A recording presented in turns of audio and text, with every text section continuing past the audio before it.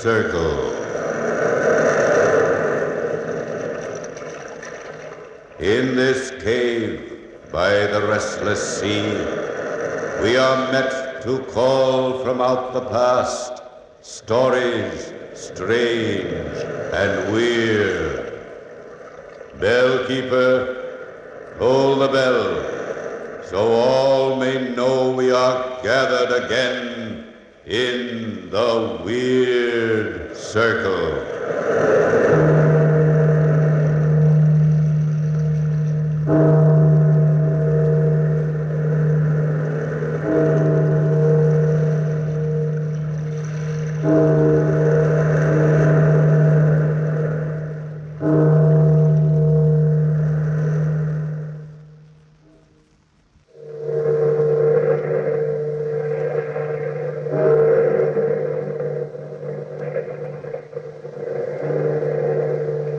Out of the past, phantoms of a world gone by speak again the immortal tale, a terribly strange bed.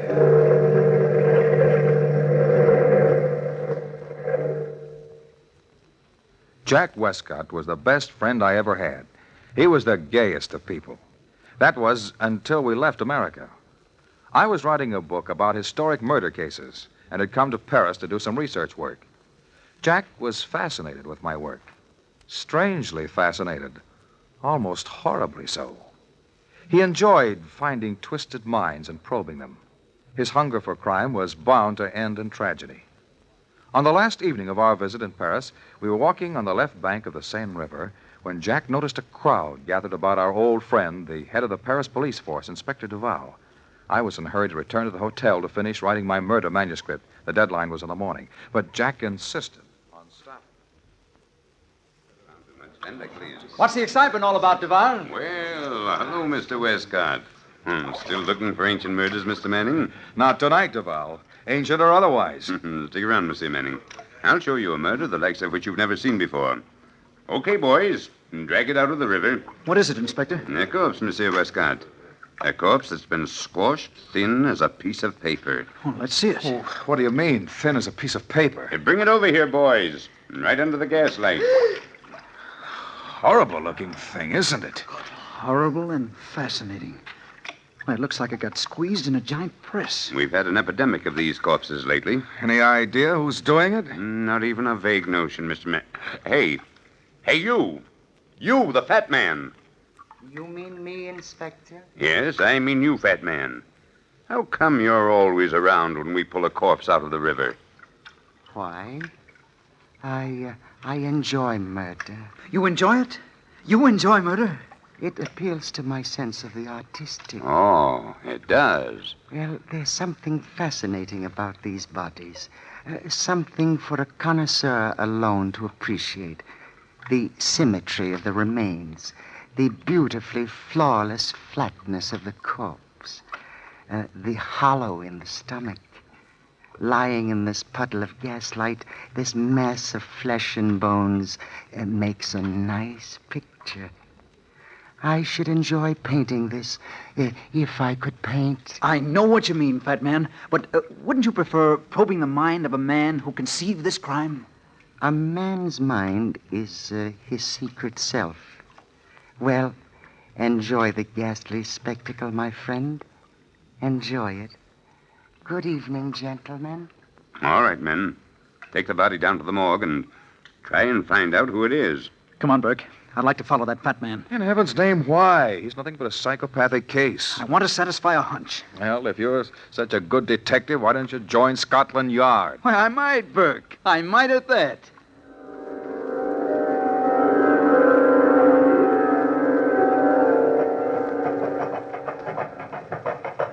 Where the devil has that gross piece of flesh disappeared to now?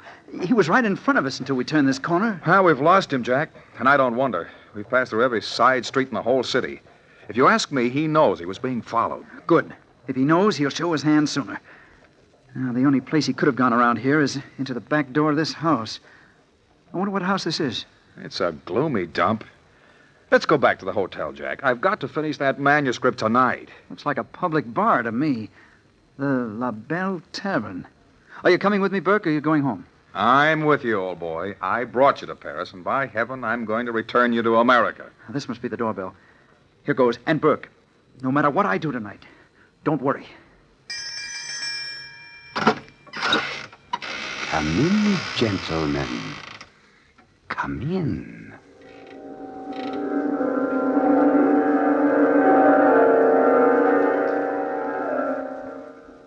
You were perfectly right, fat man.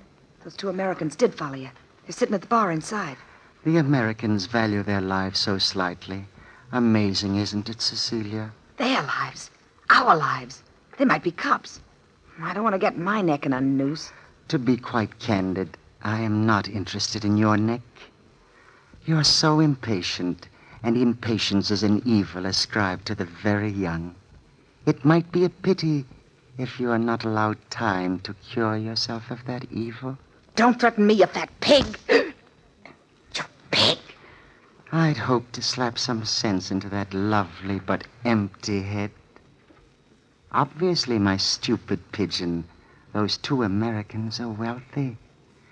They would enjoy our roulette table if you would show them to it. Remember, I'll talk to the croupier, and he will take care of the wheel of fate. If you don't do your part well, you face a lifetime in jail.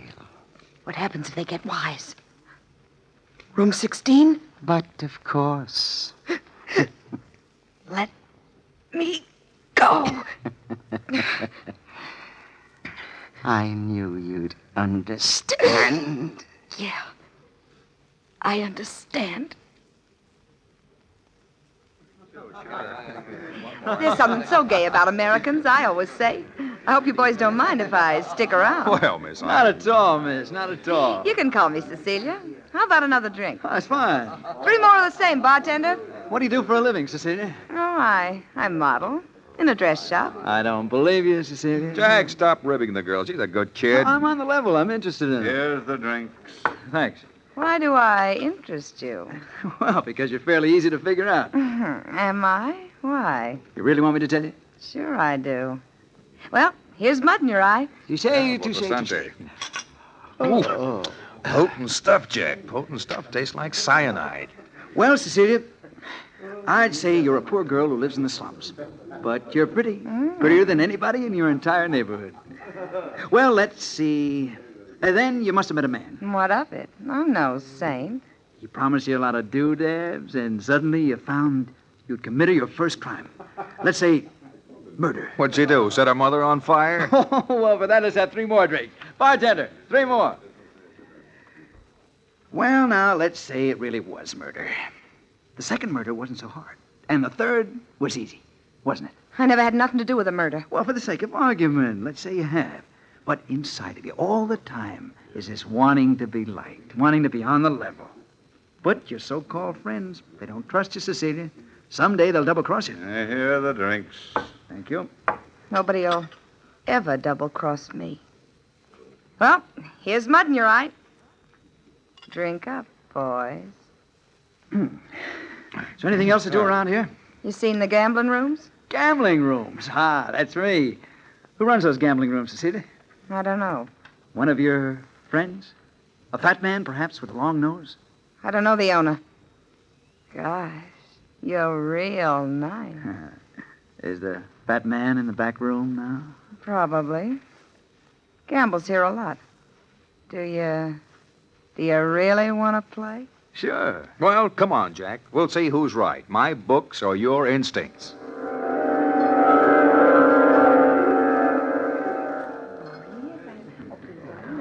Number 21 wins. Jack, the fat man's in the corner of the room. Yeah, I saw him, Burke. And he saw you, old boy. Don't think he didn't. Come on, boys, let's play. Money, money, money. Place your bets, gentlemen. They'll make some room for us over here. Come on. 25 right here. Hello, Cecilia. Hello, Monty Laureate. You playing again? I thought you lost every cent you owned last night. A desperate man finds desperate ways to raise money. Even murder, eh? We heard about it. Perhaps, and perhaps not. I'd like you to meet some new friends of mine, Monty. This is Jack Westcott and Burke Manning. Monty Loriard. How do you do? Money, gentlemen. Place your bets. I bet 30 francs on odd. How about 100 francs on number 13? Good boy, Jack. The play is dead. Round and round the little ball goes. Where she stops, nobody knows. Hey, Bert, I feel a little dizzy. You've had too much to drink, pal, and those drinks were strong. Number 13 wins. Good for you, American. Lucky for you. I won the first time I ever played here, but never again. Money. That was the first time Jack won in that incredible evening. But as the ball spun, his winnings increased. The table seemed to have gone crazy. Jack became gambling drunk. The croupier seemed desperate as that wheel spun round and round, each time increasing Jack's winnings. The room was tense with excitement, and even the little thin loser, Loriard, seemed surprised. Monsieur Westcott, your luck is phenomenal. You've won 30 times. 30 times. Jack, you won a fortune, man. Stop now before it's too late. Leave him alone, Burke. Let him play if he wants to. Sure, let me play if I want to. I want to break the bank. Careful, monsieur. Let me warn you. Careful. Jack, it's almost midnight, and I've got a lot of work to do tonight. Please, let's go. And remember the fat man. The fat man be hanged. Here, Jack. Have another drink. Thanks, Cecilia. I Jack, will. be sensible. Ah, stop being an old auntie, Burke. I'll see you later at the hotel. Make the book have a bloody ending. I'm in the mood for a good murder tonight. Remember, Jack, I warned you. Goodbye. Money, gentlemen. Place your bets. I told the croupier you wanted to see him back here, fat man, but it wasn't the croupier's fault the American broke the bank. That is for me to decide. Where is the American now? Outside. Buying drinks for the house. Good. That ought to keep him busy. You called for me, monsieur? Yes, I did. I'll need you too, Cecilia. Shut the door.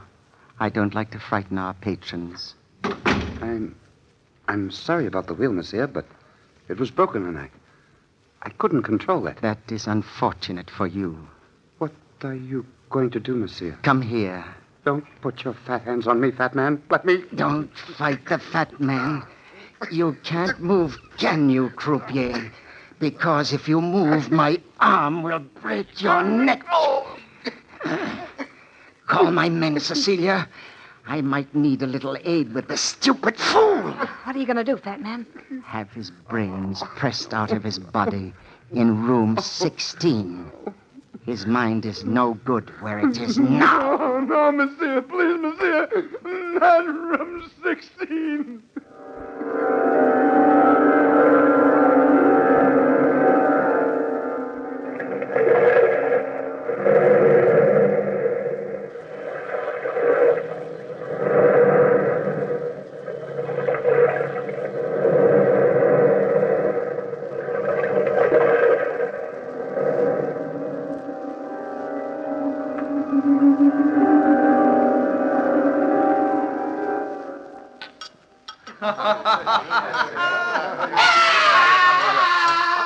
What's that?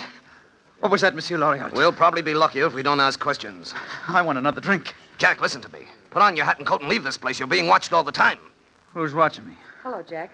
Oh, have a drink. No, Jack. You've had enough to drink. Leave this place right away. She's right, Jack. You must leave. I'll see you home personally. Come on, then. Oh, no, you don't, Monty Loriard. I know your tricks. The last man you saw home was found with a dagger in his breast. How come you're so interested in me, Cecilia? Because you're the first person who ever treated me decent. Oh, please go home.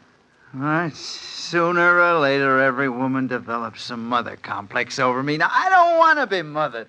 Who is trying to mother you, my friend? Oh, hello, fat man. Cecilia's. Ah, she's developed a rather latent maternal instinct. I think a maternal instinct is out of place tonight. After all, tonight's a night for celebration. Yeah, the fat man's right. Celebration. Bartender, open a bottle of champagne. Bartender, champagne. Champagne for Monsieur Westcott. Won't you join us, Cecilia?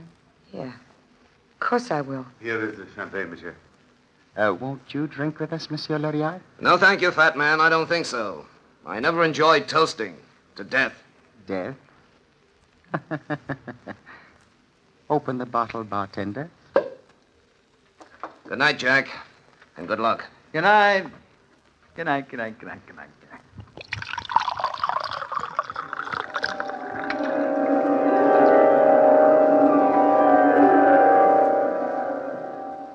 Here's the handkerchief, fat man. Oh, Jack, your money is all tied safely in your handkerchief. Thank you, Fred. Thank you. Oh, where'll I put the handkerchief? It would be wisest to tie it to your belt. I feel dizzy, fat man. Oh, you need a cup of good hot coffee. That will straighten you right out. Cecilia, go in the kitchen and fix our friend a cup of coffee. But I really... Don't tell me, my little pigeon, that your hearing is failing you. I'll get it right away. I'm glad we're alone, fat man. I want a chance to talk to you. Talk away, Jack. Tell me confidentially.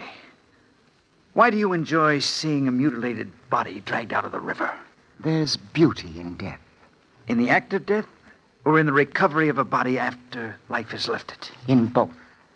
Then, do you enjoy committing a crime? Perhaps it would be pleasant to watch a man die. Slowly. Very slowly.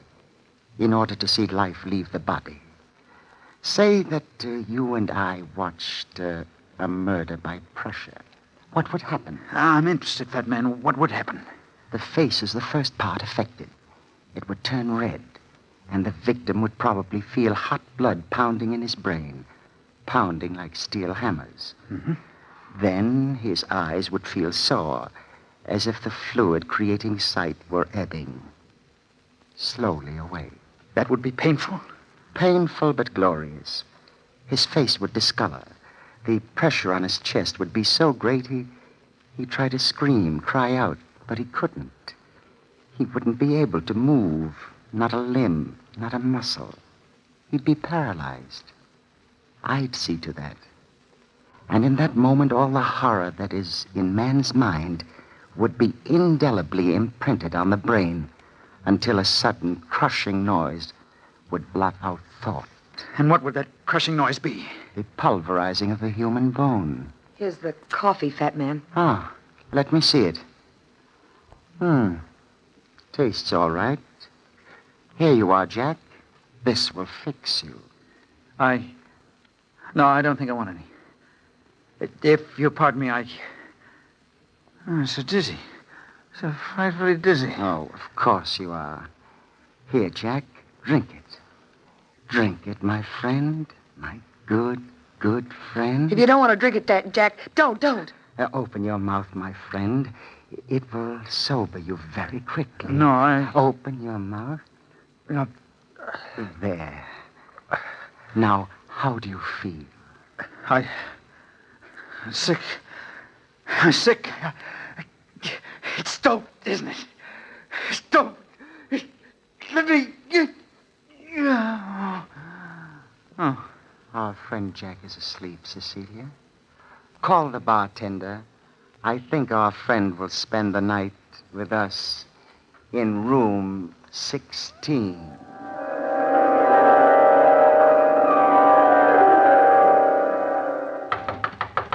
Monsieur Manning! Monsieur Manning! I've been looking all over Paris for you, monsieur. You've been looking for me? Yes, I've called every hotel in the city trying to find you. I know you don't remember me, but I met you earlier this evening at the La Belle Tavern. My name's Loriot of the Paris Police Force. Yes, of course. Won't you come in? Where's Mr. Westcott? I had to leave him at the tavern. He wouldn't listen to me. You see, monsieur, I've been assigned to watch that tavern. It's been under suspicion for several weeks. Oh, great Scott, man. Where's Jack now? At the tavern. He's carrying an enormous amount of money on his person. I know the fat man will never allow him to leave with that money. Why don't you raid the den? Unfortunately, we can't. We have no proof. As a matter of fact, they might not harm him at all. But just in case, I thought it might be a wise idea for you to go down there. You can go to the door and ask for...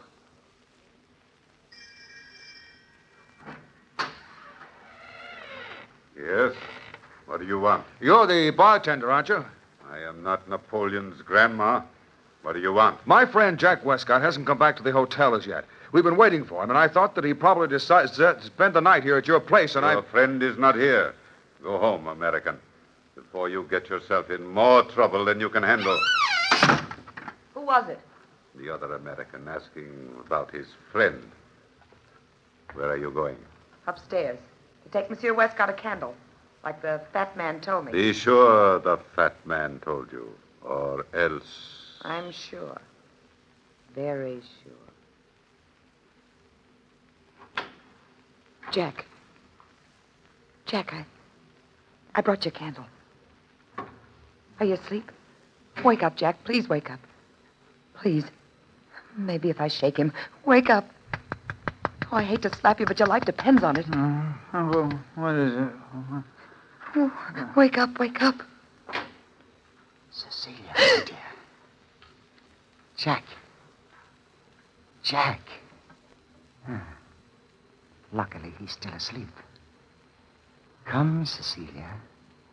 Let our friend sleep. I'm so sick. So dizzy and sick. Why didn't she let me sleep? Oh, I feel paralyzed. I can't move at all. Just as if I'm drugged. Maybe if I concentrate on the room, I'll go to sleep. Funny. Funny that a French gambling house should have a bedroom. What is an old English four-poster bed doing in a French room anyway? What a heavy canopy over my head. So solid looking. Almost as if it were made of steel. The mattress is so hard. I must concentrate on something. The picture above my head is just even with the canopy. An evil-looking Spaniard with 5 feathers in his head. The eyes moved. I'm certain of it. The eyes moved. I wonder if I dare look up again. I was sure there were 5 feathers. Now there are only 4. 4 feathers. 4 feathers. Now 3 feathers. I wonder who's outside my door. I'll try to sleep. No, look at the picture. What? Feathers have disappeared. I can barely even see the face. God in heaven. The canopy is being lowered on me. That's what it is. The canopy. It can't move. The paper-thin corpse. Oh, I gotta move. It's coming closer. Closer. Closer. Oh, they squash me. Oh, I must move. I can't. Oh, it's almost down. Halfway down. Oh, there. I move. Oh, just to crawl out of bed. Oh, if I get a crawl out of here.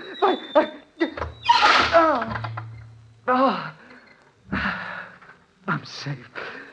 Safe from that horrible contraption. Now to get out of here. The window. Open the window slowly. I'll crawl to the window. Now, if I can push the window open slowly, very slowly. The bed must have clamped down on him by now. Listen to me, men.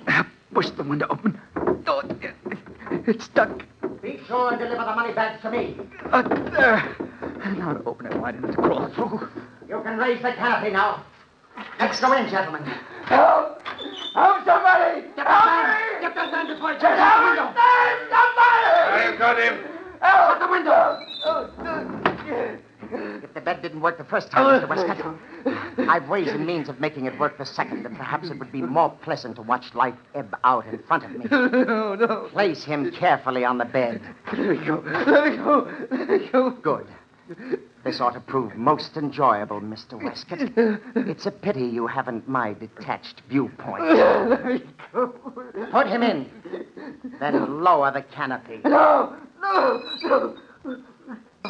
This way, Bert! Up this way! Hurry, Mr. Loria, I can hear the bed moving! Cecilia, you fool! Look! Get Jack out of that bed!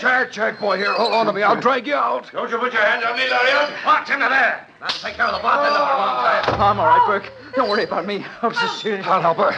Let me go, Cecilia. Don't push me. Help me, Loria! Help! No, you don't, fat man! You little... No, you don't! You're on to make me a Frankenstein!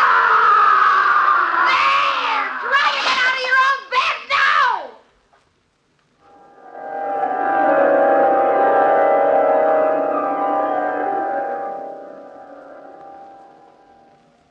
Well, Inspector Duval, that's the story. Loriard and Burke were waiting outside all the time. They saw me at the window, and Cecilia let them in. Close shave, eh? A lucky escape. Loriard and I pulled him out of the bed just in time, and Cecilia pushed the fat man under the canopy as it closed down. Must have been a horrible sight, Burke. Well, what about Cecilia, Inspector? What would they do to her? Unfortunately, the police can't find her.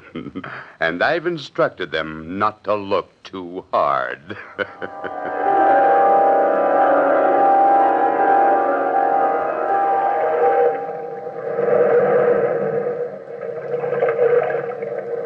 From the time-worn pages of the past, we have heard the story, a terribly strange bed. Bellkeeper, toll the bell.